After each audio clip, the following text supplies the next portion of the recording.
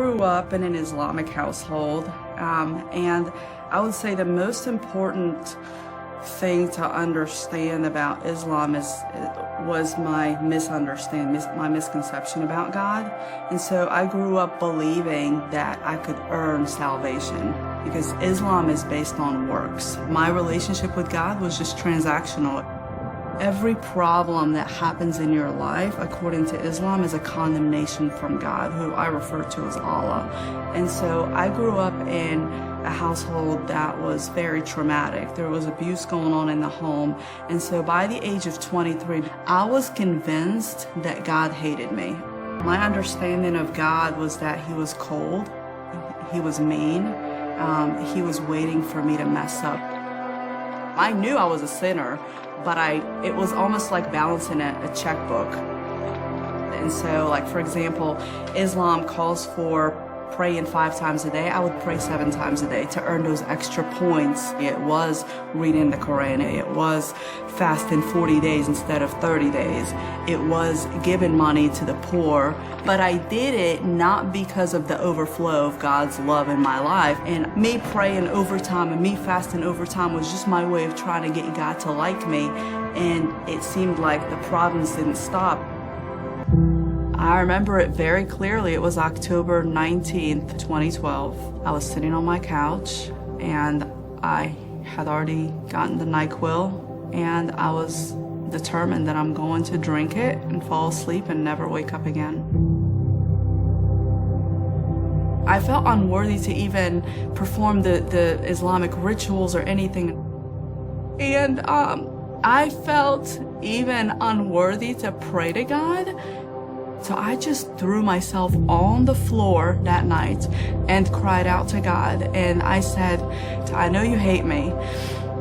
Show me how to earn favor with you. Just show me the way to earn favor with you. And I kept crying out to him. And in exhaustion, I just fell asleep.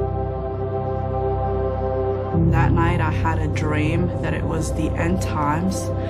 And I saw heaven open, and I saw a man in a white robe descending from heaven, and all of a sudden I felt this peace that I had never felt before in my whole life.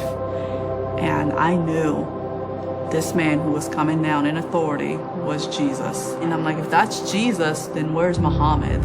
And so in my mind I was questioning it, and Jesus had his hands out toward me, and I woke up. But it took about a year for me to make the decision of, okay, I've reached a crossroads in my life and I have to choose. I didn't know how to get saved, so I thought I had to take some Christian classes, pass tests in order for me to be saved. And so I'm talking to a friend of mine on the phone in a parking lot, and I was like, hey, I gotta share this dream that I had with you, and I need to process through that with you. And I shared the dream with him, and literally right there in a parking lot, he was like, listen, and he read Romans 10:9 to me. He said, if you confess with your mouth and believe in your heart that Jesus Christ is Lord, then you're saved. And I was like, really? So I did. I gave my life to Jesus. The process of unlearning who I believed God was one of the toughest things that I went through, because my whole life I believed that God was distant, he was angry, he was demanding. And then, I opened my Bible and I see that God is love, and God is a father, and God is loving, and he has our best interest at heart, and that's why he sent Jesus to save us and give us eternal life. And so it's been a process, a multi-year process of renewing my mind. And literally I've had to, for me, I've had to sit down and write down characteristics of who I believed God was, and search in my Bible to see otherwise. And like see that, you know, God is a provider, God is loving, God is a father. And what does it mean for God to be a father? And what does it mean for me to be his child? Whereas in Islam, my whole life was about gaining God's approval. Now I know I have God's approval, and I get to wake up every morning and say, okay, Lord, I have your approval, so what do you want me to do today? Like, I'm here for you until you call me home. Home is heaven. Home is not here.